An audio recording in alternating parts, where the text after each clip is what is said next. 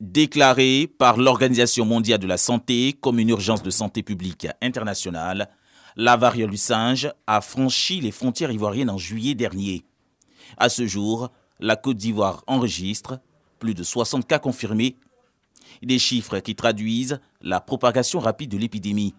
Face au défi de la lutte contre cette pathologie, le Fonds pour la science, la technologie et l'innovation engage les enseignants-chercheurs dans la réflexion sur la prise en charge des victimes. Ce petit déjeuner a été organisé par le FONSTI en réponse à la nécessité urgente d'aborder la gestion de la variole du singe sous un angle local et surtout pour stimuler et encourager les chercheurs ivoiriens à entamer des recherches afin de développer des actions préventives sur la base des savoirs endogènes.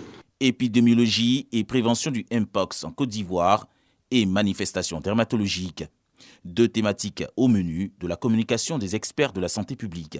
Lorsque on détecte les cas, la première des choses à faire, c'est de faire en sorte que, à partir de ce cas, la maladie ne se propage pas. Donc il faut isoler la personne et faire en sorte qu'elle ne puisse pas contaminer les autres. Il y a beaucoup de questions qui restent sans solution et c'est dans ce sens-là que la recherche peut se faire.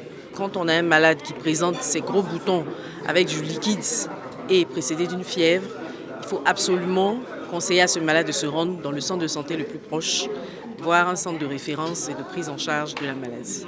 La variole du singe se transmet par les rapports sexuels, de la mère au fœtus, par les rapports sexuels pratiqués par les homosexuels et la consommation de la viande sauvage. Le FONSTI invite les scientifiques à s'investir pour des solutions concrètes contre cette épidémie.